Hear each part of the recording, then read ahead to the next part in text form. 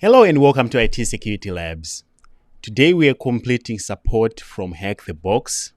This machine here allows us to learn Active Directory and also debugging a new application. So we're going to jump in and first start with our nmap scan. In my Kali, I'll say nmap minus SV minus SC. I'll also say VV, maybe not VV. Let's just get the top 1000 ports for now on that IP address. And when it's done, we check it out. We're expecting a Windows domain controller.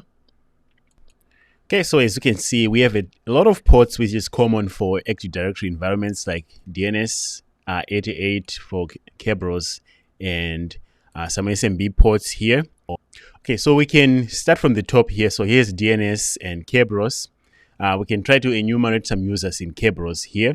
But since 445 is open here and we have some SMB, we can try some SMB client to see if we can see some shares. That's usually an easy win. If shares don't have anything, then maybe we can move on to something else. All right, so let's do an SMB client minus L to list some shares, then give them the IP address of that. And then we want now, so we don't have a username and password. So as you can see, SMB client is like, hey, I found some shares. So admin see, some of these are usually default. We can try to check them, but support tools looks interesting. That's not usually something that you see, and it says support staff tools.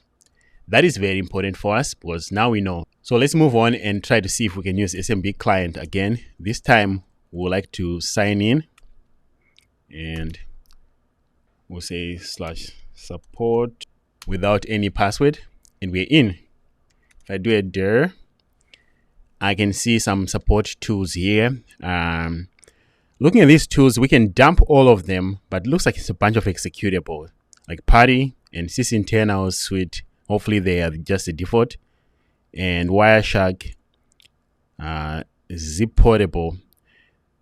User info.exe is the only one that stands out to me. By just using process of elimination here, we can dump all of them and interrogate them, but this one, user info, is not a common tool like NPP or any of these. So let's get this zip file. Okay. Now if we exit, we can ls. We now have user info.zip. Let's go ahead and unzip it. ls. So it looks like a Windows binary. So I'm two ways here. You can run it on Kali and using mono and wine, or you can run it on a Windows machine. I have a development machine here. And I have the same binaries here. As you can see, this is user info. So I can try to run it from here, just in a Windows machine, to see what happens. And it complains that I'm not running it correctly. So I can put verbose here.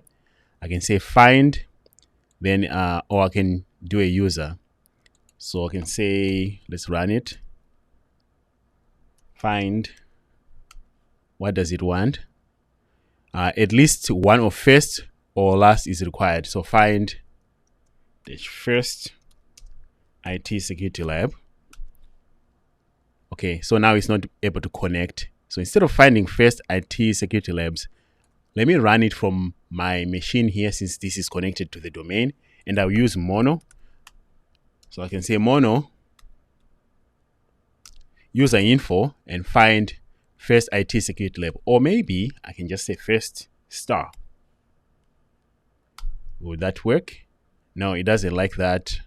Maybe let's put star in quotes. Okay, query given name star exception, no such object. Let's do find IT security lab. So it is actually querying Active Directory, which is cool.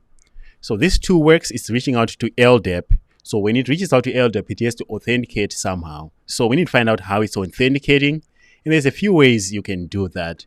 You can capture this traffic in Wireshark and try to see it on the network.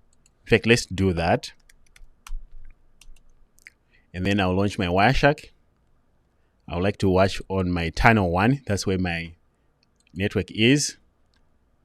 And then come back here and rerun it. It should authenticate to Active Directory. And Wireshark should show us some queries. All right, as you can see, it's reaching out to Active Directory here. I see LDAP traffic starting on here. Let's close that. Here is a bind request that was sent to LDAP, and right here, here is the password that is sending. So LDAP support, and that's the password that is sending. We can forward that, and the bind is actually a success. So we know this is a real request. So we can follow TCP stream, and you see the same information. So this is a password starting from N or going to maybe MZ or 0. So we're not sure. I think the 0 is just something else. It's a went up to here.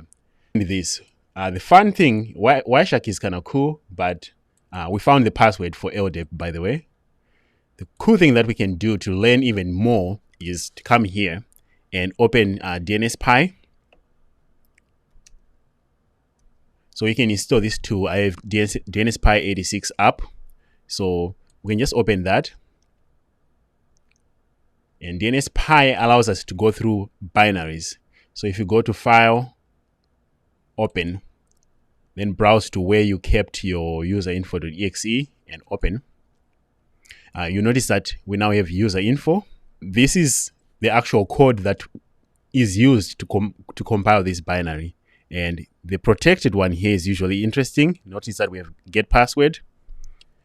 And I've been going through C for the OSEP stuff. So here's a byte convert from base 64. So I know that whatever the array is coming from base 64. So I can use CyberChef or I can use C to decode this. So let me get my CyberChef ready here. I know that I need something to come from base 64 too. So we'll just walk it step by step. So from base 64. Okay.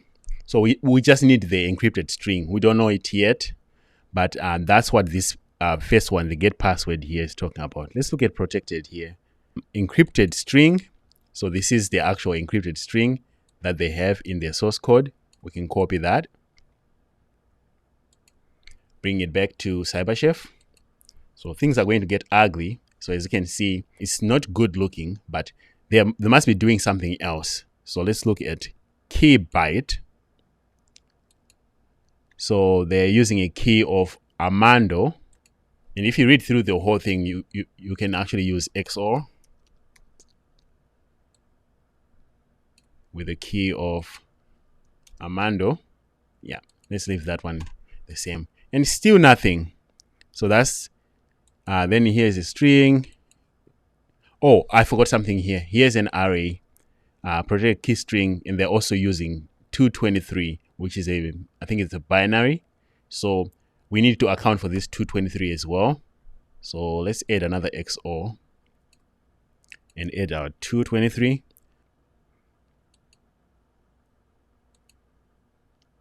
Okay, so with XOR here, Armando, that's just regular text, so UTF-8. Then the second key, which we found down here, 223, is decimal. And as you can see, this looks like what we saw in Wireshark. So either way, you could have found this password. And with this password now, we just need to enumerate the domain. So since we have an LDAP password, okay, let's just search for LDAP, search something like LDAP, search OSCP or Hackthebox or something like that. That really helps a lot. Okay, so we're using LDAP search to see, and here's some notes. Pentest everything has it. Get all users. We can use that. Get all users and clean up the output, and we even without credentials. So we have a password. Hopefully we can get all the users using LDAP search. So we'll use something like this, and I'll fill in all this information, the DC and everything here. So I'll save you some time of watching me just replace IP address and everything, and we'll be back. So saying, hey, LDAP search, This actually took me a while. I couldn't figure out the proper syntax without messing up. It's annoying, but now that I've done it once, next time I'll just know. So it's LDAP search for the domain support LDAP on this IP address with that password that we found. And CN is goes to users support DC. And we're trying to see if we can find some users here. And that was very quick. And we get a lot of information. I mean, a lot of information. So we might want to start by looking at specific sections. So here's, for example, the administrators. Gosh, that's a lot. Grep name with a colon. Let's see if we can find pipe grep, something like that. So now we got a bunch of names, which we can also, here are some real usernames starting from here. So the name LDAP is the one that we're using, and the next one is support, and a bunch of these. So we can actually query LDAP using this information. So I would document these as well, wherever you are documenting things. But for now, just in case I need to brute force these. So here are some names, and they looks like they are already in the right format. So we can try to brute force them later if we need to. So let's see, what else can we find from LDAP search other than the name? Grep info. That's like the description. Oh, info. Ironman. Okay, this looks like a password. But for who? I'm not sure yet. I think it's grep minus I. I just need to see information above it. Minus I 8 for 8 lines. Grep 8 lines above. Okay.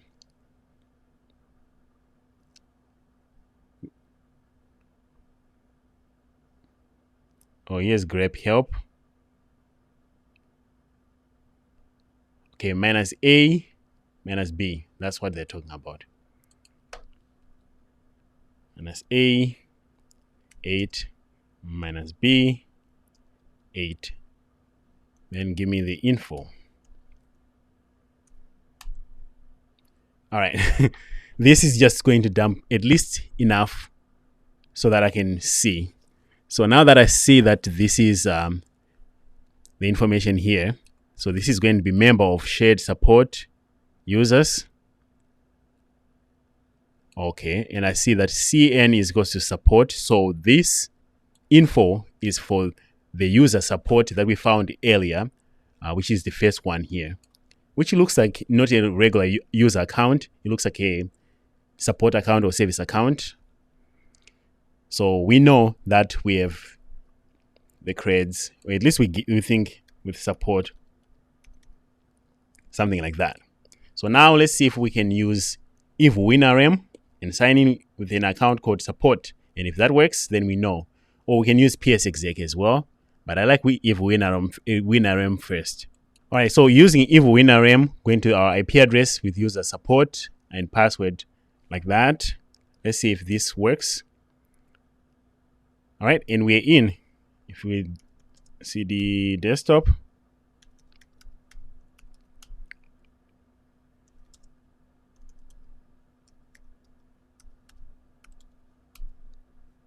and there, here's user.text.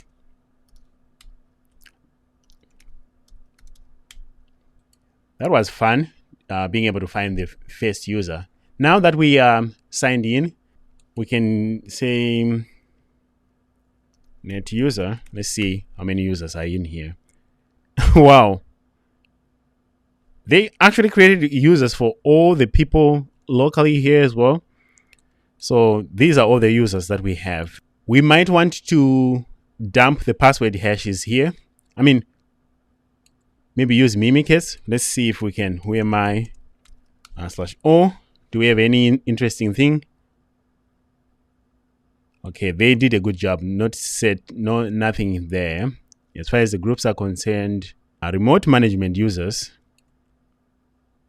but you are not going to be anywhere near administrator. So we need to escalate our privileges.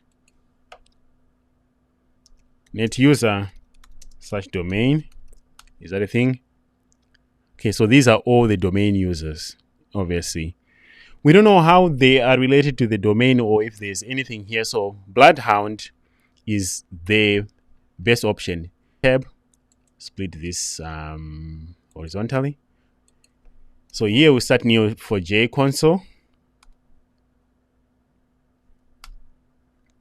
Then here we start Bloodhound. So now start Bloodhound after neo4j console, and I can log in. I'm going to clear my database just in case there's some data from somewhere, and clear the database. Yes. Okay. Okay, so once we launch Bloodhound, we need to generate a data collection. We need to collect some data. And here, as you can see, we don't have the data yet. I'm going to run this command here. So it's Bloodhound Python. I use DNS TCP. Give it the name server that we want. So it should match 10.10.11.174. And then the domain for support.hdb. Make sure that your Etsy host contains this, the user support, and the password that we found. And then for collection method, you want to collect all the data. If you don't use this one, you might not see some relationships. So let's see if we can collect some data. When this is done, we should be able to load this into Bloodhound. All right, it's finished. Going back to our Bloodhound, upload data. Let's go to our machine, Hackthebox, support, and let's get all these in. Let it load. All right, so clear finished. So that means that everything is done. If I go here and search for support.hdb, that's a node that we have access to. I like to mark this as on. Then I can go to its node analysis, see what groups and any information. So we don't have any sessions. So if this user had a session, we might go and try to see if we can get their creds, cached creds. Siblings all use, reachable, high value targets, we have 10. So from here, we'll go to DC, obviously. So that's not going to help me much. Let's keep going. Admin account is not. Password never expires, true, so the password is good. Is not. We cannot AS Kebros and cannot be delegated. Okay. So our user is just out there. Let's go back and check one more thing. I forgot to check the group memberships. Inbound GPOs, sessions, sibling OU. Where's the group memberships? Group membership, first degree group membership, we have 3. So let's check those. Remote management. So we can RDP, as you saw. Shared support, that's interesting. That's not a default group. Domain users is. So shared support seems to be an interesting one, and we're a member of that. Let's see if we can find that shared support in analysis. So find Kebrostable, nothing. List Kebrostable accounts. This is by default allowed. S, rep, none. Shortcuts, shortest path to unconstrained delegation. Oh, we see something. So here's DC. Okay, so checking account operators, users. Here's our user, support. Can PS remote. So that's good. So we know that we can use remoting here, PS remote, to talk to this machine. So administrators, enterprise key management. So we're hoping our other group that we're a member of is also showing up here with some interesting. Yeah, here's shared support. It is generic or. So this group is generic all to DC. This is a good sign for resource-based delegation. So that's interesting. Okay, so this is our way in. We are a member of shared support and we have generic O to the DC. We can figure out what we want to do. Here I have a resource-based constraint delegation from these notes. Let's find out how we can do this. So here's the theory. If an account having capability to edit, which we have all of them, is compromised, an attacker can use it to populate the attribute, hence configure resource-based. So we can do this one because we have access to write or generic O. We have two methods. We can use Unix or Windows. Since we have access to both, we can go ahead and maybe use Unix first. Okay, so now that we know that we can do that, here's a little nice article. So between this article here from Hacker Recipes and also this really good one that they link, this was linked all the way down here. So we'll follow everything step by step from here. So if you need any help, this NetRix article is really good for this one. So again, it's the same thing. We have accomplished a non-privileged account on Windows 10 host or something. We have our account here. We will create a new computer account using PowerMed because our account that we have is part of a group that's allowed to generic O to the DC. So we create a new account with PowerMed. Then we set the MS allowed on behalf identity attribute that contains the decryptor account. So all this is because we can write anything to the DC. So we're going to create our own account, give it the correct attribute, then we'll leverage Rubius to abuse resource-based constraint delegation. So either Rubius or we can use in-packet. So I will actually go the in-packet route. So for starters, check access on the compromised machine. So let's use if winrm. I think I lost my session here. You might have noticed I changed because I stopped doing this, then I came back a day later. So we're using if winrm to access that using our support account, and then we just follow the article. First thing is we need to get PowerMed in here. So I do there. Okay, so we will use our documents folder. So let's first upload PowerMed from our Kali. Locate PowerMed.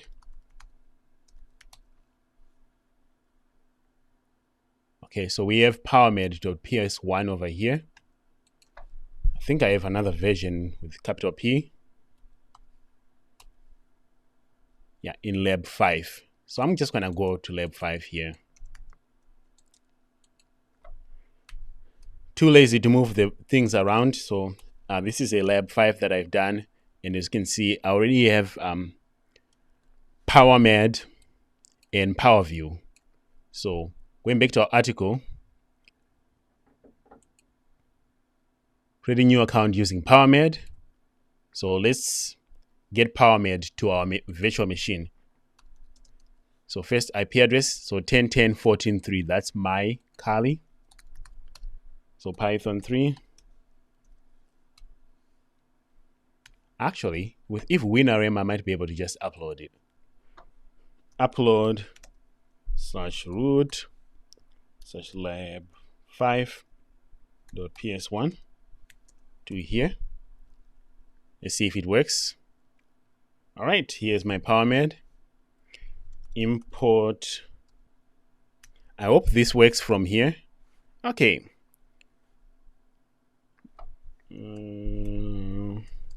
Typo.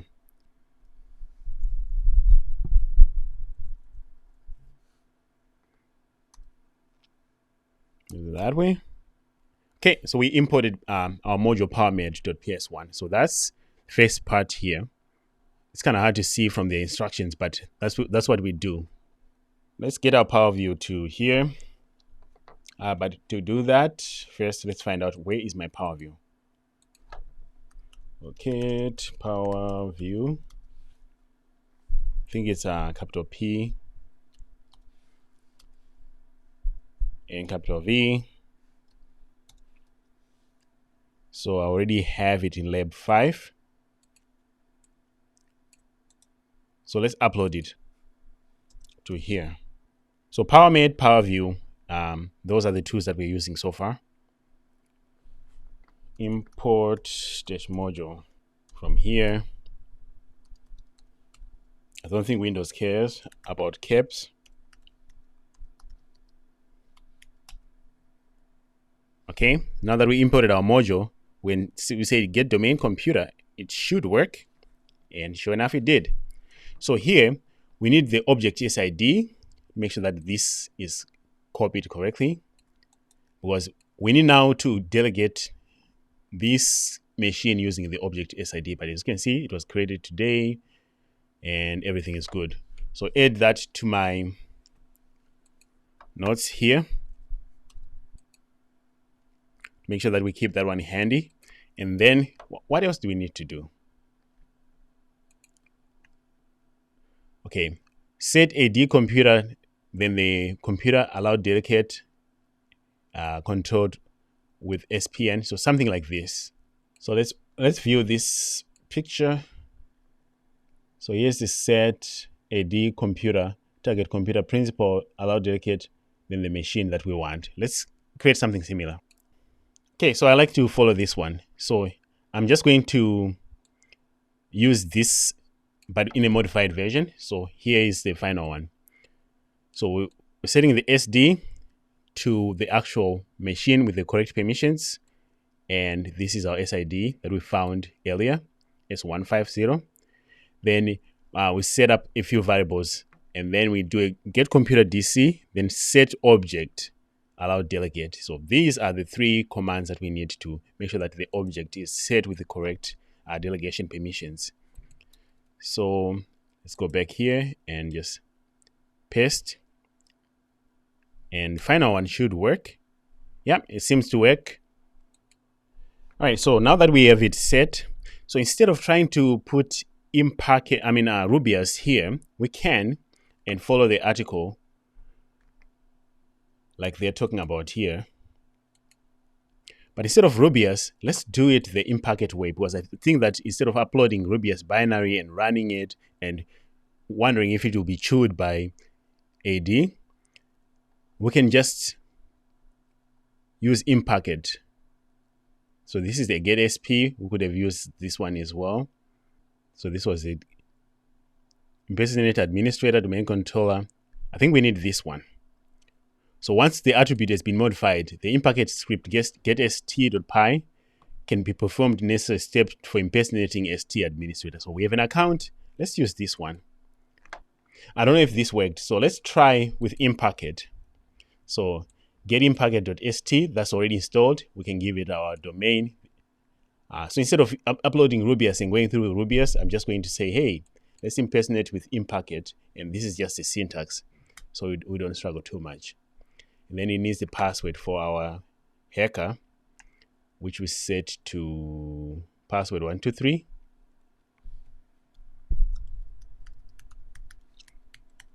With the 2 exclamation marks. Okay, so it doesn't like that. So let's go and fix it one more time. Okay, so that seems to not work. Let's do it one more time. So first, let's create a new machine account. I'm going to name it IT Security Lab again. So we're doing it the second time. So for starters, we need to import module.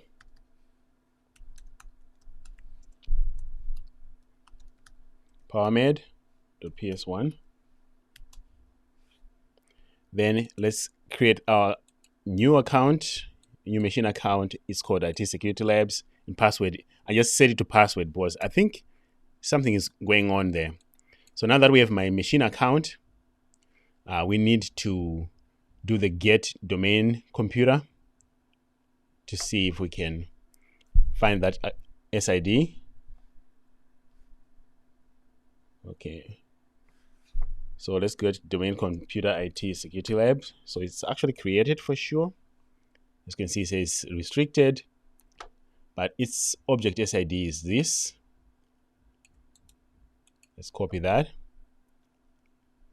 And then new object access control restricted descriptor, that, and we want to replace this value here. Okay. Everything looks good. So let's run this. All right. Now let's get our computer.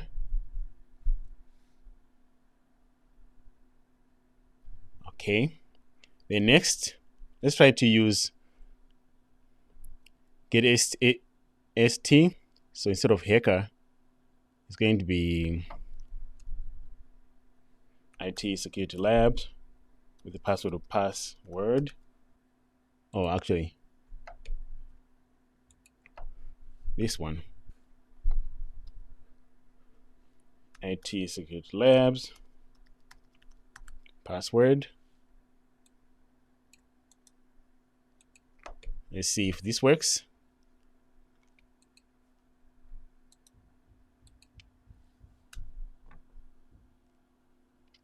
All right, so it worked the second time. I think it was my password that I was messing up.